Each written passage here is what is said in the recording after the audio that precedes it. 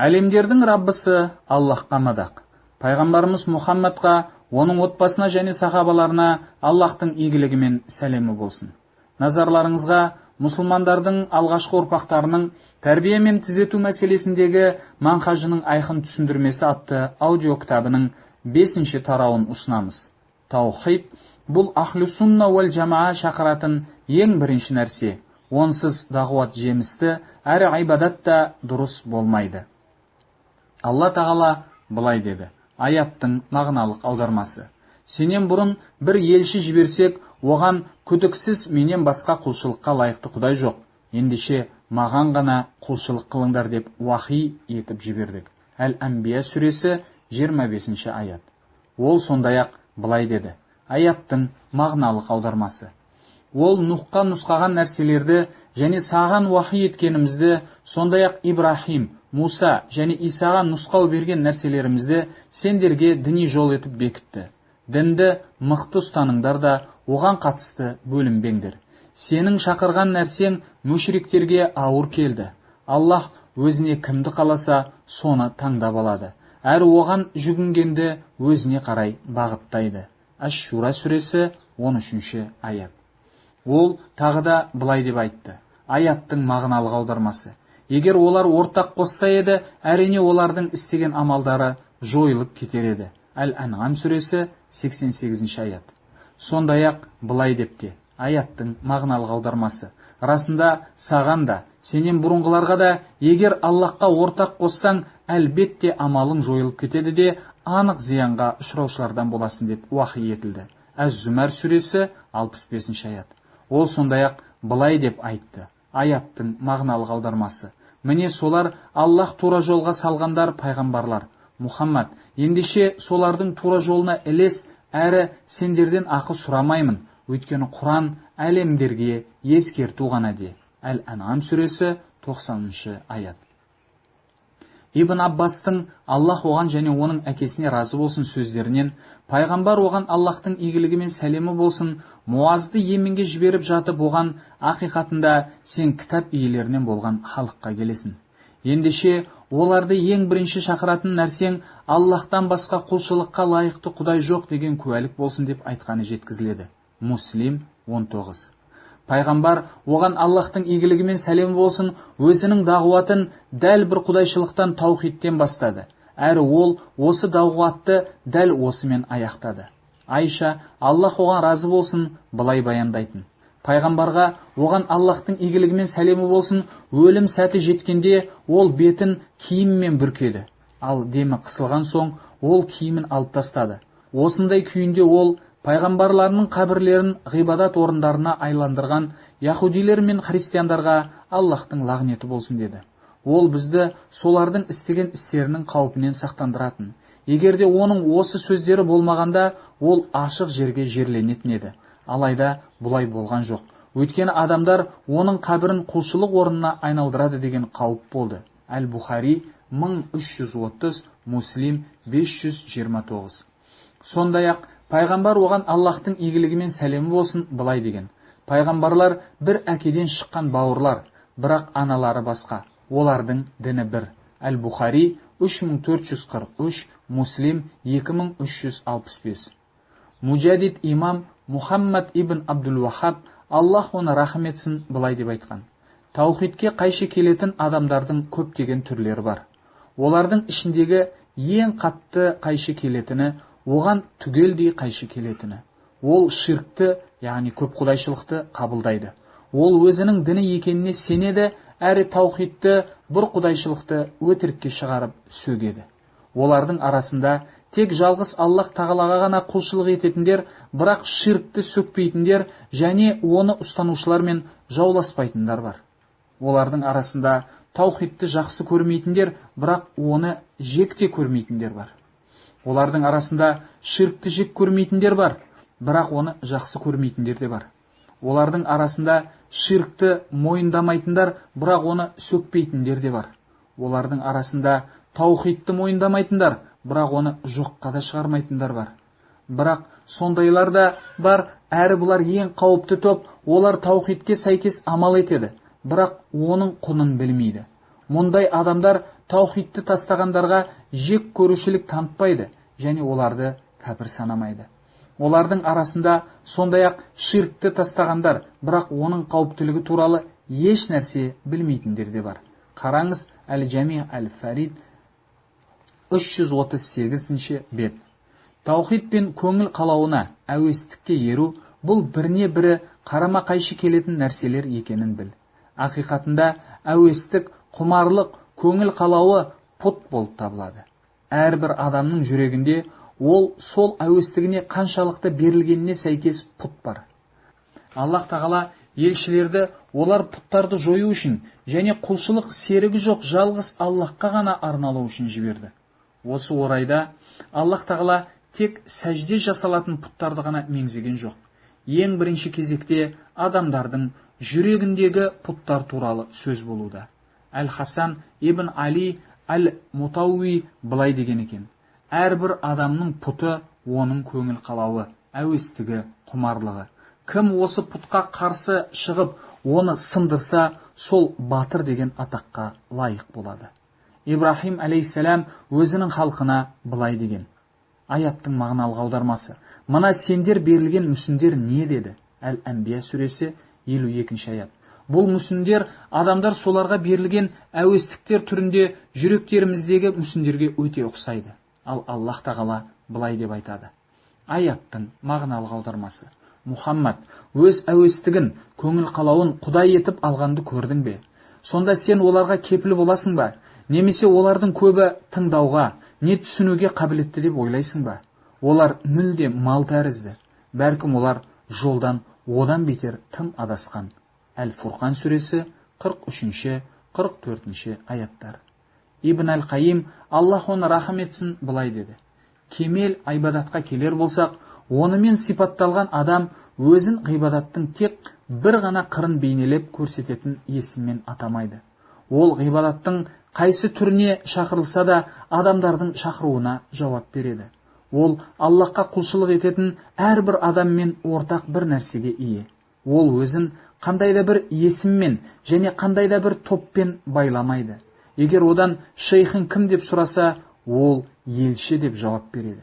Егер одан жолын қандай деп сұраса, ол ілесу деп жауап береді. Егер одан киімін қандай деп сұраса, ол мен тақуалық киімін кидім деп жауап береді. Егер одан мәзһабын қандай деп сұраса, ол үкім үшін сүннетке жүгіну деп жауап береді. Егер одан ниетін қандай деп сұраса, ол мен Аллахтың дидарын қалаймын деп жауап береді. Егер одан дүние тіршілігінен оңашаланып, өзіңді құлшылыққа бағыштайтын жерін қайда деп сұраса, ол Аллахтың сөздері мен Аллах құруды рұқсат еткен үйлерде оның есімі зікір етіледі. Оларда таң сайын және күн батарда Аллахты зікір етуден, намазды орындаудан және зекет төлеуден саудаға да, сатуға да алаңдамайтын ерлер оны дәріптейді. Ан-Нұр сүресі 36-37 аяттар деп жауап береді. Егер одан шыққан тегін сұраса, ол әкем ислам, одан өзге әкем жоқ. Тіпті адамдар Қайс пен Тамим руларынан шыққандығымен мақтанса да деп жауап береді. Егер одан сенің азығың мен сусының қандай деп сұраса, оларда нең бар деп жауап береді. Қараңыз Мадариджус Саликин 3-174. Шейх Салих ибн Фаузан, Аллах оған есендік берсін, былай деді. Бұл ереже Аллахқа шақыруды, дағуатты неден бастау керек екендігі туралы айтады. Олар дінге шақырушылар ең бастысынан, яғни бір құдайшылыққа, таухидке шақырудан бастау қажет екендігіне күмән жоқ. Бұл сенімді ақиданы түзеуге шақыру. Сенім, яғни ақида, бұл басқа амалдардың барлығының дұрыс болуына негіз болатын іргетас. Кез келген ақыл мен табиғи болмыс, яғни фитра, ғимараттың тұрғызылуы іргетастан басталатынын біледі. Мұның шариғатта келгенін айтпағанның өзінде бұл туралы кез келген ақыл иесі біледі. Елшілер оларға Аллахтың игілігімен сәлемі болсын, өз қауымдарына келген кездерінде дағуатты дәл бір құдайшылықтан, таухидтен бастайтын.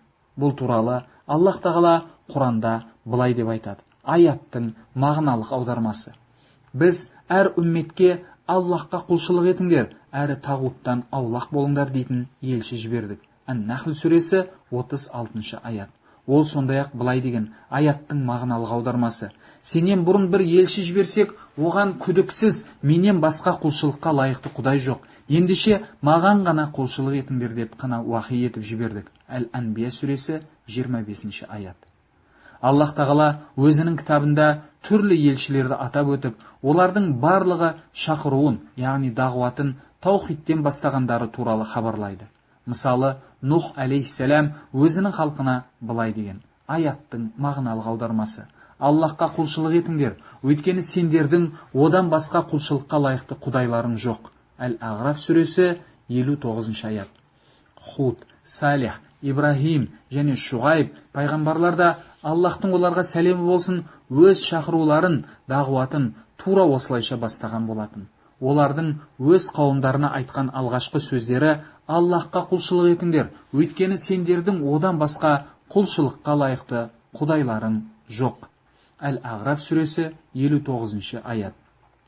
Тура сол сияқты пайғамбарлардың мөрі болған пайғамбарымыз Мұхаммад та, оған Аллахтың игілігімен сәлемі болсын, бауырлары, яғни өзіне дейінгі пайғамбарлар сияқты өз дағуатын дәл таухидтен бастады. Оның ең бірінші шақырған нәрсесі Аллахтан басқа құлшылыққа лайықты құдай жоқ деген куәлік еді. Аллах тағала былай деді.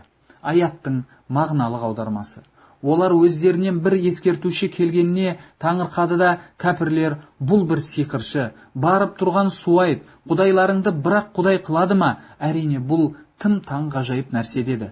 Олардың бастықтары: жүріңдер, өз құдайларың үшін сабыр ете тұрыңдар, сөз жоқ, бұл бір мақсатты нәрсе деп бұрылып кетті.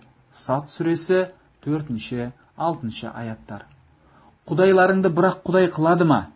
Бұл пайғамбардың оған Аллахтың игілігімен сәлем болсын өз дағуатын таухидтен бастағанына нұсқайды. Ол 13 жыл бойы Меккеде болып, адамдарды таухидке шақырды. Ол адамдарға Аллахтан басқа құлшылыққа лайықты құдай жоқ деп айтыңдар дейтін. Оларға Аллахқа құлшылық етіңдер және оған серік қоспаңдар деп айтатын.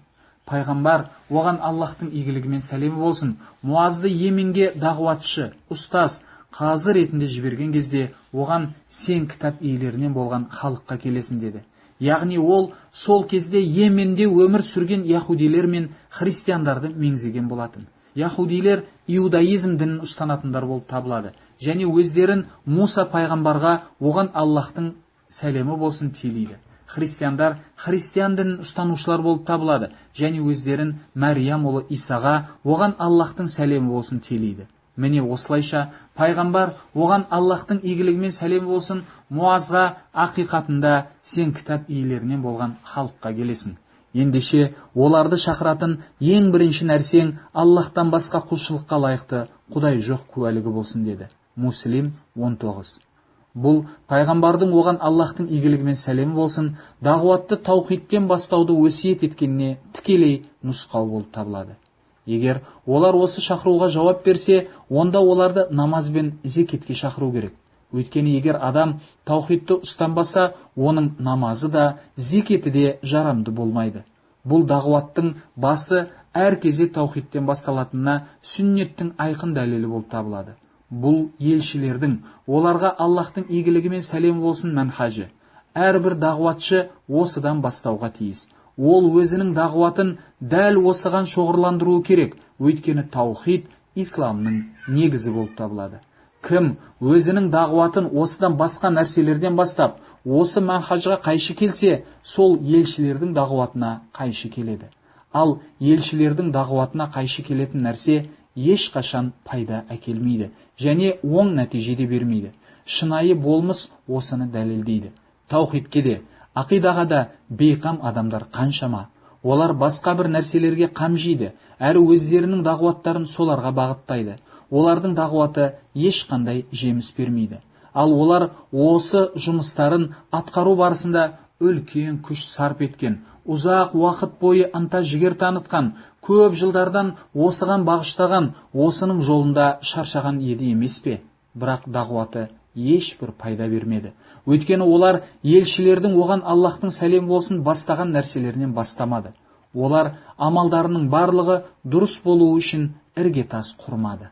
Алла тағала былай деп айтады. Аяттың мағыналық аудармасы: Аллах өзіне ортақ қосылуды жарылқамайды да, бұдан өзгесін қалаған кісісіне жарылқайды. Сондай-ақ кім Аллахқа ортақ қосса, расында жала қойып, зор күнәлі болды. Ан-Ниса сүресі 48-ші аят. Бұл аят ширктің, яғни Аллахқа серік қосудың ең үлкен күнә болып табылатынына нұсқайды. Басқа күнәлардың барлығы осыдан кіші. Егер адам бірнеше ауруымен ауыратын болса, онда емдеуді әрине олардың ішіндегі ең қауіптісінен бастау керек. Өйткені дәл сол ауру оны өлімге алып келуі мүмкін. Ал басқа аятта Аллах тағала былай деп айтады. Аяттың мағыналық аудармасы: расында кім Аллахқа серік қосса, Аллах оған жәннатты харам етеді. Оның орны тозақ оты, сондай-ақ залымдар үшін жәрдемші жоқ. Әл-Майда сүресі 72-ші аят. Жәннат мүшрик Аллахқа серік қосушы үшін харам етілген. Әрі оның жағдайы үлкен күнә жасаушылардан, мысалы ұрының, зинақордың, маскүнемнің, тағы да басқалардың жағдайынан нашар. Бұл күнәлар оларды жасайтындарға жәннатты харам етпейді. Мұндай Аллахқа серік қоспайтын бір құдайшыл болған адам отта жазалануы мүмкін, бірақ ең соңында ол бәрібір жәннатқа кіреді. Аллах тағала үлкен күнәларды жасаған бір құдайшыл адамның бүкіл күнәларын кешіп те жіберуі мүмкін. Сондай-ақ ол оны отта жазалап, кейіннен жәннатқа кіргізуі де мүмкін. Аллах оған жәннатты харам етеді. Оның орны тозақ оты. Бұл Аллахқа серік қосудың, ширктің жазасы. Басқа күнәлар адамға жәннатты мәңгіге харам етпейді. Аллах тағала не оны өз рахыммен кешіріп жәннатқа кіргізеді, не алдымен жазалап, кейіннен бәрібір жәннатқа кіргізеді. Мұның барлығы бізге ширктің қауіптілігіне нұсқайды. Бұл сондай-ақ бізге ең қауіпті нәрседен бастау қажеттігіне де нұсқайды. Құран мен сүннетте осыған нұсқайтын дәлелдер өте көп. Шейх Әл-Фаузанның сөздерінің соңы.